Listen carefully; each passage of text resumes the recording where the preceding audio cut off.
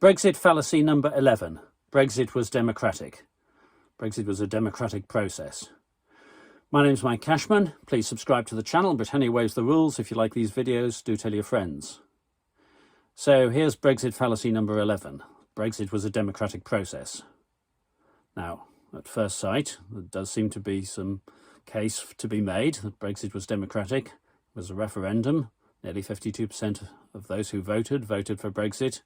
There were two subsequent general elections, and Brexit was carried through by Boris Johnson with an 80-seat Conservative majority. So that's the case for it being democratic. I've talked in the previous video about the referendum itself, but let's just put that aside for the moment and recognise that 52% in the referendum voted for Brexit, and look at what happened subsequently. But I want to ask the question, is this something that should be decided by the people or by Parliament? And you may have either view on that. It's a valid constitutional debate. If you feel that it's something that should be decided completely by Parliament and that the people should not have a direct control over it via a referendum, then there would have been no referendum. Parliament could have debated the matter, but the Parliament of 2016 would never have taken Britain out of the EU. So if that's your view as to how it should happen, then it wouldn't have happened. So let's also explore the contention that Brexit should be decided by the people. Now, this is where we need one of our lovely Brexit analogies. In this instance, I'm going to suggest a coach party of 25 people who are on a tour somewhere, and there's some entertainment for the evening that they can choose. There's 4 staff, and in their hotel there is a vote about what they'd like to do, and it's a narrow majority, 13 votes to 12, in favour of going to the cinema. So the staff get the coach ready, the 25 people get onto the coach, off they go to the cinema. Now, whether the information was wrong or somebody was inventing something or whatever, when they get to the cinema, it turns out, and I know this analogy was used a little bit like this in the House of Lords, but when they get to the cinema, it turns out that they have a choice of a chainsaw massacre film or a vampire extermination film. And of the 25 people in the party, there's some that still want to go to the cinema anyway, and they said we voted for it.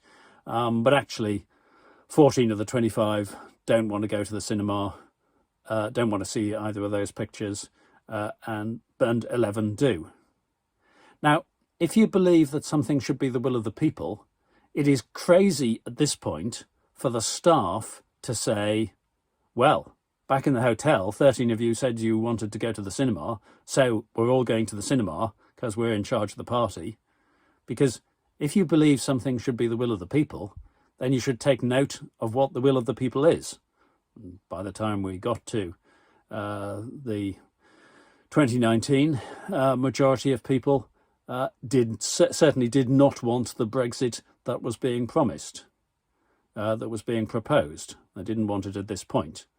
Of the votes cast in the 2019 general election, I think 43% were for the Tory party. You could add another couple of percent for the Brexit party, but there was not a majority for executing Brexit at that time. So you're then forced to rely on, but there was a majority of Conservative MPs. But we dealt with that one already. We said, if this is to be decided by the MPs, then it would never have got started.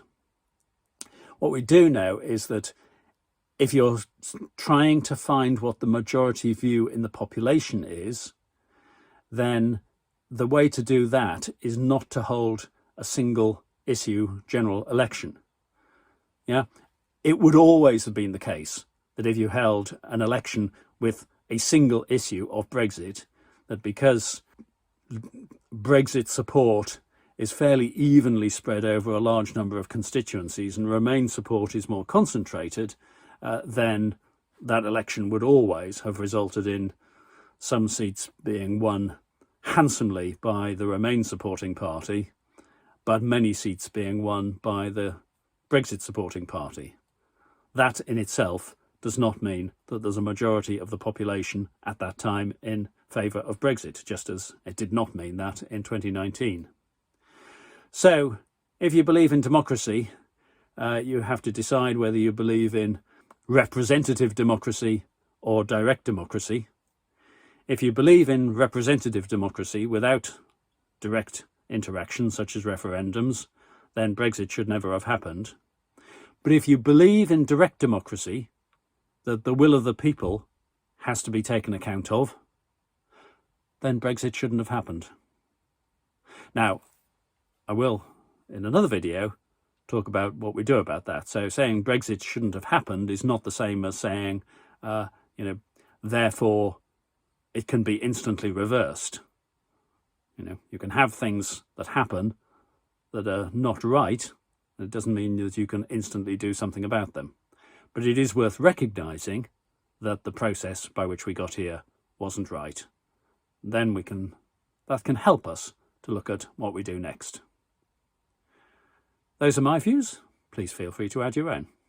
Thank you.